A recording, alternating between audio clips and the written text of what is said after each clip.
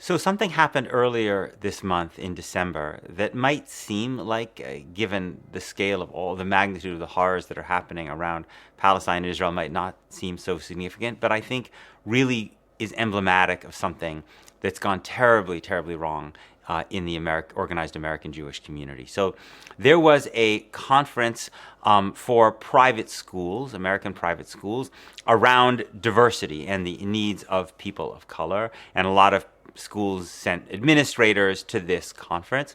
And at this conference, there was an Arab American doctor who spoke, and also an African American sociologist from Princeton, and they said that Israel was committing genocide in Gaza, and one of them said that Israel was racist.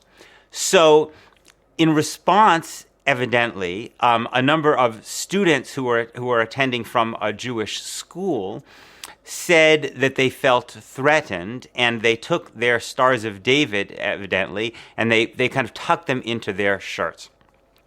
And then afterwards, the Anti-Defamation League, the American Jewish Committee, the Jewish Federations of North America, they sent this letter demanding an apology and saying that speakers like this should never be allowed to speak at a conference like this again, and saying that the Jewish students had been made to feel unsafe. Now, I don't see what's wrong on the surface if you're talking about a conference on issues related to people of color and discrimination against them, to talk about Palestinians, right, and their experience. Palestinians are people of color, and they face a tremendous amount of racism and discrimination in the United States, even though we don't really have a language to discuss it much because there's almost no word for anti-Palestinian racism, but it's very ubiquitous. If you just think about how frequently it is assumed that Palestinians should live without equality. And then, of course, Palestinians in Israel-Palestine live in a state that even Israel's own leading human rights organizations have called an apartheid state, and now in Gaza are suffering what even some of the world's most prominent Holocaust historians, like Israeli-born Omer Bartov, call a genocide.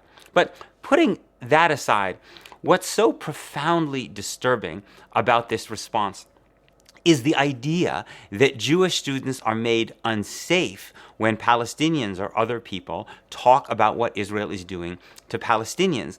And there's a terrible, terrible irony here, right? Because for years and years and years, it's been people on the political right in the United States, including prominent commentators on the American Jewish right, who have talked about the fact that people should not be fragile, that people should be able to listen to difficult conversations. They shouldn't be, quote unquote, snowflakes who need safe spaces, that the point of education is about listening to points of view that you disagree with, ones that may make you even really uncomfortable, but that's what education is about. How many times have we been told that when black students or LGBT students or other students have basically have expressed discontent about things that they have heard?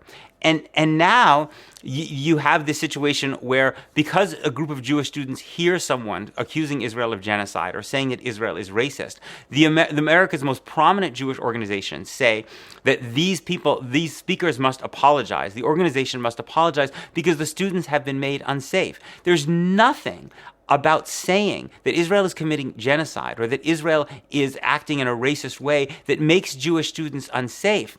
The people who should be apologizing are the Jewish educators who have taught young American Jewish students to feel that their safety is at risk when people talk about what is happening to Palestinians. Of course, if people actually physically threaten or intimidate Jewish students on any campus, that's absolutely unacceptable. But there is a profound difference between physically intimidating, threatening students and simply talking about what's happening to Palestinians. And yet so frequently in Jewish spaces, the message that we send, and the message we send young people, and I'm the parent of students who went through Jewish schools, that the message that we send is, if Palestinians talk about their experience vis-a-vis the state of Israel, you should take that as a threat, and therefore people can try on behalf of you, in the name of your safety, to shut that speech down, which is the opposite of education. It's the opposite of what schools should be doing.